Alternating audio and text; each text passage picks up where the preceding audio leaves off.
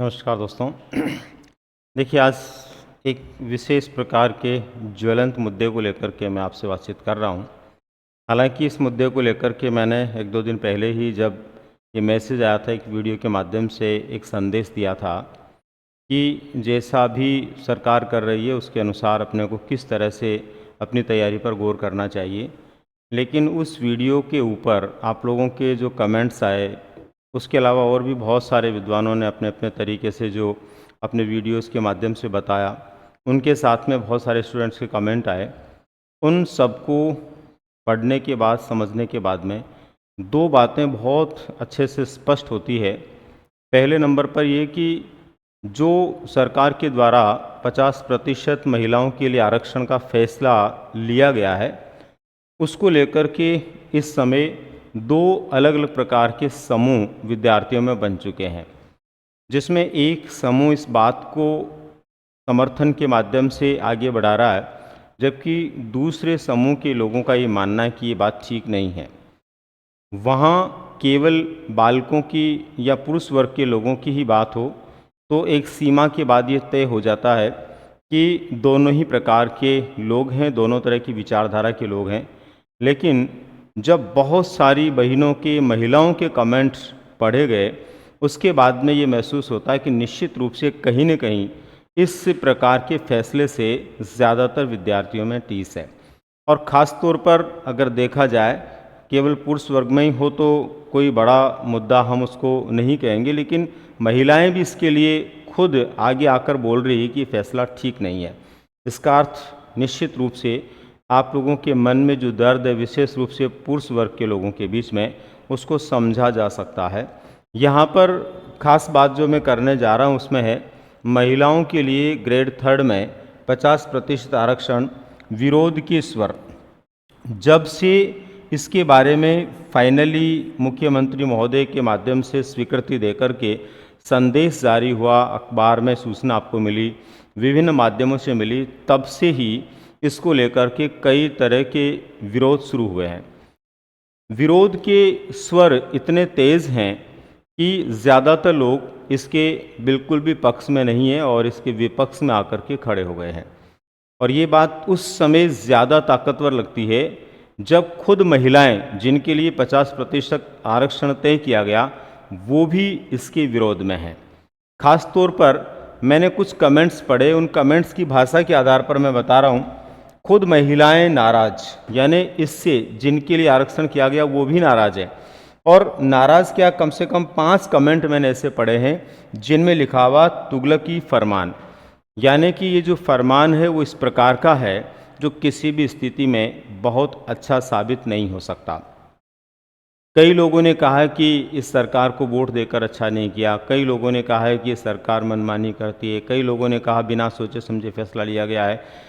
अलग अलग बातें हैं, लेकिन मैं कुछ महिलाओं के कमेंट्स में यहाँ कमेंट्स नहीं लगा रहा हूँ, क्योंकि आप खुद को पता है, और मेरे उस वीडियो पे आप जाएंगे तो कमेंट वहाँ पर बहुत सारे, उनमें से आपको मिल जाएंगे कि बहुत सारे कमेंट्स हैं इस तरह के। मेरे वीडियो के अलावा भी मैंने बहुत सारे विद्वानों के, दूसरों के विचार हैं, उनके वीडियो भी देखने के बाद उनके कमेंट भी देखे हैं, तो पता चला है निश्चित रूप से कि खुद महिलाएं भी इसके प्रति सकारात्मक दृष्टिकोण नहीं रखती है। कई कारण है। पहले नंबर पर जो कारण मुझे समझ में आया वो ये है कि हमारे समाज की पृष्ठभूमि आज भी पुरुष प्रधान है, और पुरुष प्रधान होने के कारण समाज में ये महसूस किया जाता है कि अगर किसी पुरुष की जॉब होती है और महिला की नहीं होती तो समाज में उसको बहुत बड़ा इश्यू नहीं बनाया जाता। लेकिन यदि महिला की जॉब होती है और पुरुष जो होता है उसके पास जॉब नहीं होता, तो उसको समाज में हेय दृष्टि से देखा जाता है। ऐसी स्थिति के अंदर एक बहन जो खुद भी तैयारी कर रही है और उसका भाई भी तैयारी कर रहा है, तो वो ये चाहती है कि उससे पहले उसके भाई की जॉब लगे, उससे पहले उसकी भाई की जॉब लगे। एक पति और पत्नी साथ साथ तैयारी कर रहे हैं, तो पत्नी चाहती है पहले पति की जॉब लगे। इसका अर्थ ये हुआ कि हमारा ये जो समाज है वो 2 अलग अलग महत्वपूर्ण पक्षों से मिलकर के बना है, और दोनों पक्षों में से एक वो पक्ष है जो पूर्ण रूप से इससे पीड़ित माना जा सकता है, जिसको हम पुरुष वर्ग कह सकते हैं, और एक वो पक्ष है जिसमें 60% लोग जिसमें 60% लोग जो है पुरुषों के फेवर में खड़ी हुई महिलाओं के रूप में अभ्यर्थी हैं। बहुत सारे महिला अभ्यर्थियों ने लिखा है कि ये फैसला हो सकता है हमारे हित में किया गया हो, महिला सशक्तिकरण को लेकर के किया गया हो, लेकिन ये फैसला धरातल पर उतरने के बाद और इस फैसले के बाद जब रिजल्ट्स आएंगे उसके बाद पता लगेगा कि पुरुष वर्ग के जो लोग हैं उनको कितना कम प्रतिशत वेटेज मिलने वाला है। और ये तो आपको भी पता दोस्तों, सुनिश्चित रूप से 50% महिलाओं के फेवर में जाने के अलावा भी विभिन्न प्रकार के और भी रिजर्वेशन हैं अलग अलग तरह के। अगर हम 20% भी उनमें मान लेते हैं तो 30% सीटें बचती है पुरुषों के लिए, और उन 30% के अंदर से भी जो टॉप महिलाएं होगी वो सीटें ले जाएंगी, क्योंकि जो जनरल की सीटें वहाँ पर तो वो भी जा सकती है। ऐसी स्थिति के अंदर अगर हम सोचें, आजकल के जो परिणाम आ रहे हैं ना विभिन्न परीक्षाओं के, जिसमें बालिकाएं भी बहुत आगे रहती है, उनके भी रिजल्ट बहुत अच्छे आते हैं, टॉप करती है, उस हालात के आधार पर हम देखें तो हो सकता है कि 15% से ज़्यादा सीटें जो है पुरुष वर्ग के लिए नहीं बच पाएँ। यानी कि 100 लोगों के लिए वैकेंसी होती है तो मात्र 15 से 20 पुरुष हो सकते हैं जो जॉब में जाएंगे, बाकी सब महिलाएं होंगी। महिलाएं होना या उनके विरोध में मैं बात नहीं कर रहा हूँ, बहुत अच्छी बात है उनका भी होना, क्योंकि हर परिवार में हर पुरुष के साथ में, हर भाई के साथ में उसकी बहन भी हो सकती है, पति के साथ पत्नी भी हो सकती है, और भी घर में महिलाएं हो सकती है, उस बात को हम मानते हैं। सरकार ने महिला सशक्तिकरण को लेकर के विचार दिया है तो निश्चित रूप से वहाँ पर भी विद्वज्जन बैठते हैं, उन्होंने भी सोच समझ करके फैसला लिया होगा। लेकिन ये फैसला बहुत धरातल पर जाने के बाद में ठीक महसूस नहीं होता है। इसलिए मैं इस वीडियो के माध्यम से उस वर्ग का समर्थन करते हुए एक बार फिर से इस पर विचार करने के लिए मेरी तरफ से भी गुजारिश करूंगा कि निश्चित रूप से इस पर विचार किया जाए, क्या ये फैसला सही है। और निश्चित मान के चलिए, इतनी बातें करने के बाद और बहुत सारे विद्वानों के विचार जानने के बाद लगता है कि ये फैसला 100% ठीक नहीं हो सकता, और जब कोई फैसला ठीक नहीं हो तो उस पर निश्चित रूप से अमल करना चाहिए। आज से पहले भी सरकारों ने बहुत सारे ऐसे फैसले लिए हैं जिन फैसलों के परिणाम ठीक नहीं आने पर उनको बदला गया है। और सबसे बुरी बात जो है वो सरकारों की ये देखी गई है अब तक कि प्राथमिक शिक्षा को लेकर के और प्राइमरी टीचर की भर्ती होती है उसको लेकर के, यानी ग्रेड 3 की टीचर भर्ती को लेकर सबसे ज़्यादा एक्सपेरिमेंट होते हैं। इसको एकदम प्रयोगशाला बनाया हुआ है। जब से भर्तियां होने लगी है तब से लेकर के शायद 2 भर्तियां लगातार एक जैसी नहीं हुई जिसमें समान पैटर्न हो। कभी उसका पाठ्यक्रम बदल दिया जाता है, कभी परीक्षाओं का तरीका बदल दिया जाता है, कभी क्या बदल दिया जाता है, कभी रिजर्वेशन को जो है किस मोड में ले जाया जाता है, कभी किस मोड में ले जाया जाता है। तो यहाँ पर सुनिश्चित रूप से एक बार फिर से इस पर अमल करने की आवश्यकता है। हालांकि मुख्यमंत्री महोदय और सरकार के द्वारा लिया गया फैसला जो है उस पर दोबारा से अमल करना अपने आप में एक बड़ा काम होता है, लेकिन फिर भी जैसा वातावरण बना हुआ है वो वातावरण सौहार्दपूर्ण बना रहे, और विद्यार्थियों में विशेषकर पुरुष वर्ग के प्रतियोगियों में ही नहीं, जो महिलाएं नाराज़ है, मैंने लिखा है महिलाएं भी नाराज़ है, उन लोगों में यदि आक्रोश बढ़ता है तो ये ठीक नहीं है। ऐसी स्थिति में इस फैसले पर अमल करने की आवश्यकता है। तो दोस्तों, ये थी खास तौर पर इस वीडियो के माध्यम से मेरे द्वारा मेरे दिल की एक आवाज़, जो कि पिछले 2 दिनों से मैं महसूस कर रहा था।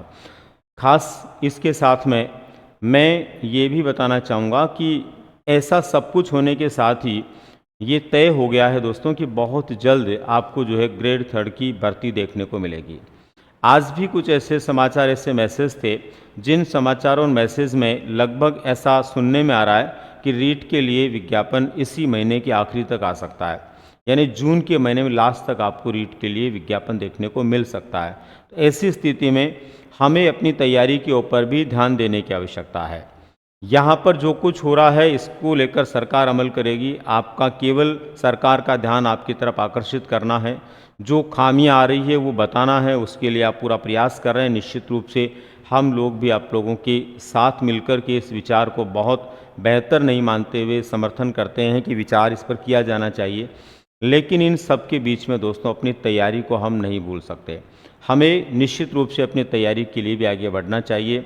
मैं, जैसा कि आपको विदित है, नेक्स्ट गुरु संस्थान के माध्यम से अभी प्रतियोगी विद्यार्थियों के सहयोग में खास तौर पर कम से कम शुल्क में बेहतरीन शिक्षा देने के लिए प्रतिबद्ध हूँ, और जयपुर और उदयपुर में 2 जगह पर ऑफलाइन क्लासेस के साथ ही ऑनलाइन कोर्सेज भी उपलब्ध हैं। यहाँ पर मैं अभी ख़ास तौर पर उन प्रतियोगियों के लिए कि जो बहुत जल्द आने वाली भर्तियों के लिए तैयारी करना चाहते हैं, एक मैसेज भी देना चाहूँगा। और वो मैसेज है दोस्तों कि हमारा नेक्स्ट गुरु के माध्यम से एक निःशुल्क सेमिनार होने जा रहा है जयपुर और उदयपुर में। जयपुर में सेमिनार 23 जून 2024 को होगा, यानी रविवार को होगा, आने वाले संडे को। और उदयपुर में सैटरडे को होगा, 22 जून 2024 को। इसके लिए हम खास तौर पर रीट, व्याख्याता, शिक्षक और पीटीआई भर्ती को लेकर के इस पर काम कर रहे हैं।